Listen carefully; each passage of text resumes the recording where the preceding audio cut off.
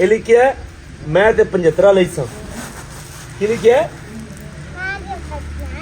75 ਲਈ ਸਾਂ ਜੀ ਆ ਪੁੱਤਰਾ। ਇੱਥੇ ਨੇੜੇ ਮਾਰਿਆ ਤੇ ਉੱਤੇ ਮਾਰ। ਮੈਂ ਤੇ 75 ਲਈ ਸਾਂ ਲਿਖਿਆ ਪੰਜਾਬੀ ਵਿੱਚ। ਵਾਹ ਵਾਹ। ਇੱਥੇ ਕਿੱਥੇ ਲਾ ਹੈ ਟਰਾਲੀ? ਉੱਤੇ ਲਾਣੀ ਆਈ। ਅੱਲਾ ਦਿਆ ਬੰਦਿਆ ਰੁਕ ਜਾ ਹੁਣ ਮੈਂ ਲੱਦਾਂ ਇੱਥੇ। ਇੱਥੇ ਬੈਗ ਲਾ ਇੱਥੇ। ਹਾਂ ਹੁਣ ਮੈਂ ਲੱਦਣਾ। ਰੁਕ ਜਾ ਇੱਥੇ ਰੁਕ ਜਾ ਜਿੰਨਾ ਚਿਰ ਲੱਦੀ ਨਹੀਂ ਰਹਿੰਦੀ।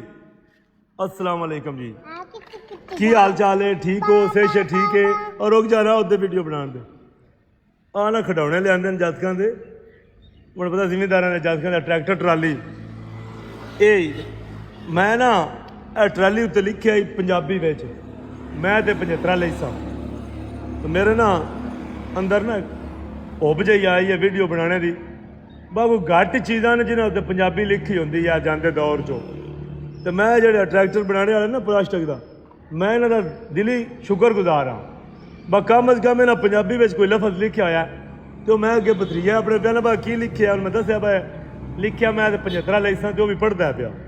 क्योंकि पंजाबी ना इंज मार छड्डिया है। हर साडे महकमे, हर कंपनी, हर TV, हर शो बस पंजाबी इंज खत्म होती जाती है। तो मैं अजे वेखिया तो एक तो मैं क्या ट्रैक्टर पंजाब का मतलब एक विरसा है, एक साडा मतलब जड़ा जट्टां दा जड़ा नहीं बड़ी मेन मशीनरी है। दूजा दे उत्ते लिखिया मैं तो 75 ਲਈ सां पंजाबी जबान चो।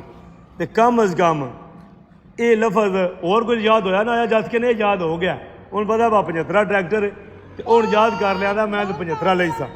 दूजा ये कुछ बचपन दी यादां जनाब साहब दे नाल इस ट्रैक्टर ट्राली नाल जुड़ी जान तो वह आख्या तुहाडे नाल शेयर करिए। मैं जद के लैते साडे वेले उस जैक वाला को नहीं जांदा इंजे करना पौंदा। हुण जैक वाली ट्राली आ गई तो लिहाजा जनाब मकसद ये होंदा है पंजाब पंजाबी पंजाबीयत नूं जड़ा नहीं प्रमोट करना उहदे वास्ते जड़ा नहीं।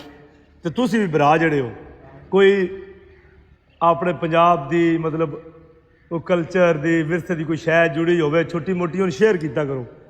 समझ आइए वो जिन्ने बंदे वेंदे ने उन्ना मतलब अगों जड़ा नहीं वो प्रमोट होंदी है। तो लिहाजा हसदे रवो वसदे रवो निक्कियां गल्लां दसदे रवो। जिवें आ मैं निक्के दसिया ए की लिखिया मैं तो 75 ਲਈ सां। की लिखिया 75 इत्थे रख सका। चल टोर दोगा हुण ट्राली लदीक जी टोर गा ओ तो परले टोटे ला गया टोर दौड़ टोर दोगा नाल मूँह नाल ऐ करीदा आई करना ढोल दे ना